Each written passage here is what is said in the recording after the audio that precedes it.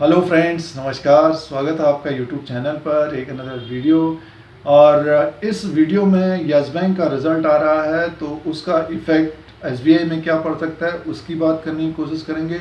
Nifty की भी बात करने की कोशिश करेंगे। जिस तरह से आज लगभग 87 पॉइंट नीचे की तरफ है, 9200 के आसपास इसकी क्लोजिंग आई है, तो निफ्टी की बात करने की कोशिश करेंगे। और एक आरबीएल बैंक है, वो भी काफ़ी उसमें ट्रेड करते हैं, तो उसकी भी बात करने की कोशिश करेंगे। उसका भी रिजल्ट आने वाला है। तो अब यस बैंक का रिजल्ट एक तरह से निगेटिव ही रहेगा, बट ये है कि अगर कोई भी एक सेगमेंट अगर डिपॉजिट में या फिर आउटफ्लो ज़्यादा नहीं हुआ है तो उसके कारण एसबीआई का स्टॉक ऊपर की तरफ जाता हुआ दिख सकता है। 173 का जो लो था उसको ब्रेक करके नीचे की तरफ आया था, तो मान के चलिए इसमें कमजोरी है। और फाइनेंशियल स्टॉक्स में कोई ना कोई न्यूज़ आ जा रही है। जैसे आज एक वीडियो के माध्यम से बताने की कोशिश थी कि ईएमआई को जो राहत देने की खबर थी, 3 महीने तक बढ़ा दिया गया था अगर जो ईएमआई नहीं दे पा रहे हैं। बट एक बात ध्यान रखिएगा कि उसमें आप लोगों को इंटरेस्ट देना पड़ेगा। अगर ईएमआई जमा नहीं कर रहे हैं आपको इंटरेस्ट देना पड़ेगा एक्स्ट्रा। और अगर आपके पास है तो आपको ईएमआई जमा करने की कोशिश करनी चाहिए। ये ईएमआई हो सकता है नेक्स्ट 3 मंथ तक बढ़े। आरबीआई और बैंकों के बीच ये बातचीत हो रही है, तो इसके वजह से बैंक शेयरों में प्रेशर है। और एसबीआई लगभग अपना लो ब्रेक करके लगभग 4 साल पहले 170 के आसपास था इसका रेट, अब उसके आसपास आ चुका है। एक तरह से अगर अपना लो ब्रेक करता है तो मान के चलिए कि स्टॉक में प्रेशर रहेगा। तो अगर कोई भी जंप ये करता है, लगभग अगर निफ्टी यहाँ से ऊपर की तरफ 9500 या 9600 9800 तक जाता है, एसबीआई भी साथ में जाता है, तो आप मान के चलिए कि फिर निकलने की कोशिश करनी चाहिए एसबीआई से। तो यस बैंक का जो रिजल्ट आ रहा है कल 6 मई 2020 को, तो आप इसमें थोड़ा सा चौकन्ना रहिए। एसबीआई में भी, यस बैंक में भी। यस बैंक का तो एक तरह से चाम खत्म हो गया है, ज़्यादातर उसको छोड़ दिया है, क्योंकि जो जंप होता था उसमें 5% 10%, तो उसके हिसाब से नहीं हो पा रहा है। पिछली बार काफ़ी अच्छा तेज हो गया था, लगभग 80-90 रुपीज़ के आसपास तक गया था। तो आने वाले 3 साल हैं जो ऊपर के लेवल में फंसे हुए हैं, तो उम्मीद है कि एसबीआई का उसमें हाथ है, तो एक तरह से ऊपर की तरफ जाता हुआ दिख सकता है। बट अभी जिस तरह से ये कोविड-19 और लॉकडाउन की प्रॉब्लम है, तो फाइनेंशियल स्टॉक्स में भारी प्रेशर है। फिलहाल इस वक्त मार्केट में कोशिश ये करनी चाहिए कि कैश पे बैठे रहना चाहिए। जो नए इन्वेस्टर्स हैं, थोड़ा सा आप अगर पेशेंट रखेंगे तो हो सकता है कि आपको अच्छे अच्छे स्टॉक और भी नीचे की तरफ आते हुए दिखेंगे। और जब फिर मार्केट जंप करेगी आने वाले दिनों में, जो स्पेशली लॉन्ग टर्म के लिए रखना चाहते हैं और जो ट्रेडर हैं, देखिए उनको तो हमेशा मौका रहता है इस मार्केट में। कभी कोई सेक्टर बढ़ने की कोशिश करता है, कभी कोई सेक्टर बढ़ने की कोशिश करता है, कभी कोई सेक्टर गिरने की कोशिश करता है, तो ट्रेडर्स लोग के लिए मौका रहता है। लेकिन आज मार्केट में देखिए लगभग गिरावट ही रही, 87 पॉइंट निफ्टी नीचे की तरफ है। अब यहाँ से तो ज़्यादातर लोग ये भी सोच रहे हैं कि अब हो सकता है कि 8700 तक आए, तो जिस तरह से सपोर्ट इसका है, जहाँ से बड़ा था उसी के आसपास आने की कोशिश करे। अगर कोई नेगेटिव न्यूज़ आती है तभी वहाँ 8700 के आसपास आता हुआ दिख सकता है। फिलहाल ग्लोबल मार्केट ऊपर की तरफ है अभी, और ये लगभग 2 से 1.5% ऊपर की तरफ है।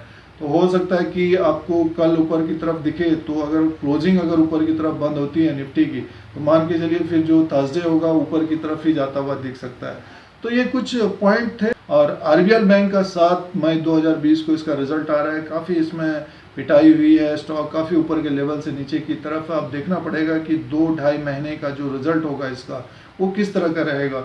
हो सकता है कि थोड़ा सा पॉजिटिव आए, तो अगर स्टॉक ऊपर की तरफ जाता है तो आरबीएल से भी निकलने की कोशिश करनी चाहिए। और बड़े जो अगर फाइनेंशियल स्टॉक्स में ही रहना है आपको, तो जो अभी बड़े शेयर्स हैं उनमें रहने की कोशिश करें। अब सोचिए, देखिए एचडीएफसी बैंक लगभग 1000 तक चला गया, और जिन्होंने उस दिन अगर प्रॉफिट बुक नहीं किया होगा तो वो नीचे के लेवल पे आ गया।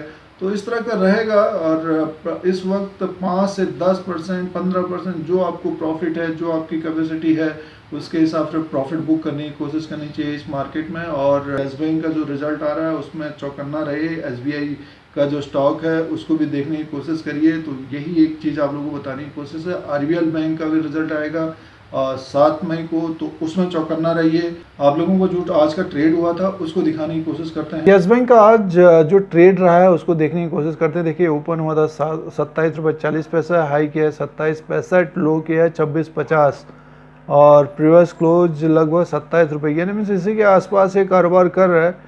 और रिजल्ट में अब देखना पड़ेगा किस तरह का है। और जैसे कि आपने देखा कि लगभग 5-6 रुपये से 5 रुपये ₹5.65 से 52 वीक लो है इसका।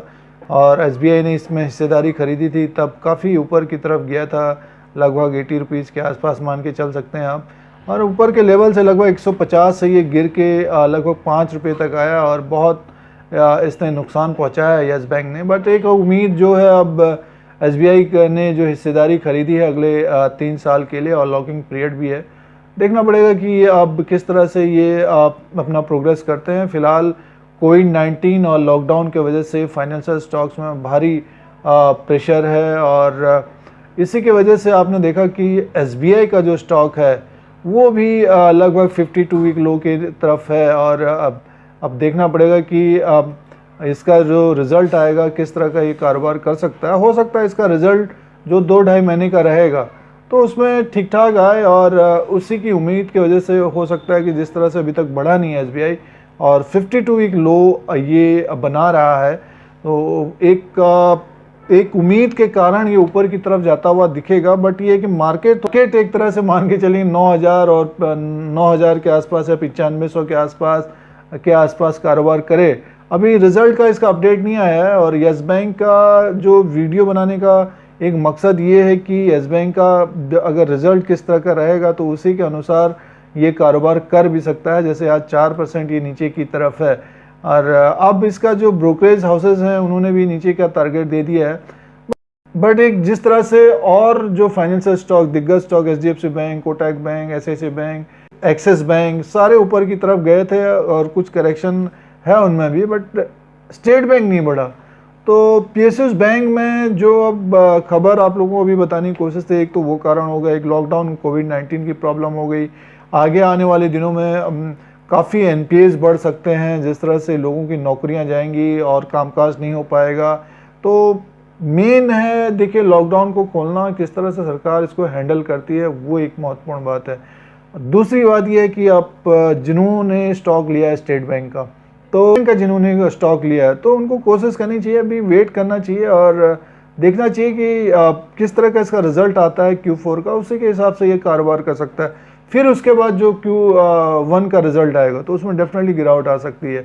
तो ये येस बैंक और स्टेट बैंक का जो बताने का रीज़न था, रिजल्ट आ रहा है येस बैंक का, इसीलिए चौकन्ना रही है और 52 वीक लो बनाया है इसने ₹168.80, ₹168.80 देखिए आज ही बनाया है 52 वीक लो। तो अब देखना पड़ेगा कि ये 52 वीक लो तोड़ रहा है तो ऊपर की तरफ जाता है तो निकलने की कोशिश करनी चाहिए स्टेट बैंक को। जो ऊपर के लेवल फंसे हुए हैं थोड़ा सा इंतज़ार भी कर सकते हैं, क्योंकि लोअर लेवल पे भी पकड़ेंगे तो आपको फिर 6 से 9 महीना या 1 साल के बाद ये अच्छा खासा रिटर्न दे सकता है। अब इसमें एक आरबीएल बैंक की भी बात करने की कोशिश करते हैं कि आरबीएल बैंक में काफ़ी ये लोगों का नुकसान रहा है आरबीएल बैंक में, और काफ़ी व्यूअर पूछने की कोशिश कर रहे थे कि आरबीएल बैंक का अभी बढ़ेगा नहीं बढ़ेगा, बट ये है कि निकल जाना चाहिए। देखिए रिजल्ट भी हमें भी 2-2.5 महीने का रहेगा, अब उसमें भी कमी पेशी रह सकती है। और जिस तरह का भी माहौल है कोविड-19 और लॉकडाउन के वजह से, तो छोटे मोटे बैंक तो काफ़ी इनमें प्रेशर रह सकता है। जैसे आप देखिए दिग्गज स्टॉक जब नीचे की तरफ आ रहे हैं तो इसमें भी भारी गिरावट हो सकती है आने वाले दिनों में, जबकि ऑलरेडी गिरा हुआ है 600-700 रुपये से नीचे की तरफ है। फिलहाल रत्नाकर बैंक में कोशिश ये करनी चाहिए कि ऊपर के लेवल पर अगर जाता है ये तो इससे कुछ हल्का होने की कोशिश करनी चाहिए, और ट्रेड कर रहे हैं तो आप बगैर स्टॉप लॉस के करने की कोशिश न करिए। और इस बैंक का भी रिजल्ट आ रहा है 7 मई 2020 को, तो इसमें थोड़ा सा अलर्ट रहिए। जो भी ट्रेड कर रहे हैं प्रॉफिट में रहे हैं तो प्रॉफिट बुक करने की कोशिश करिए। और जो ऊपर के लेवल पर फंसे हुए हैं, आप बहुत सारे लोग तो बहुत ऊपर के लेवल पर फंसे होंगे, बट ये है कि आप देखिए अगर डिसीजन लेना पड़ेगा। अभी आरबीएल बैंक में इतना लग नहीं रहा है कि ये काफ़ी तेज़ हो सकता है, बट इसमें काफ़ी अच्छा ट्रेड होता है इसलिए लोग इसमें ट्रेड करते हैं। तो ये फाइनेंशियल स्टॉक्स की बात बताने की कोशिश थी, कुछ निफ्टी की बात बताने की कोशिश थी। फिलहाल टेक्निकली 9100 और 9000 से ऊपर की तरफ कारोबार कर रहा है निफ्टी, तो मान के चलिए एक बाउंस बैक हो सकता है, उसमें फिर अपना डिसीजन लेने की कोशिश करिएगा।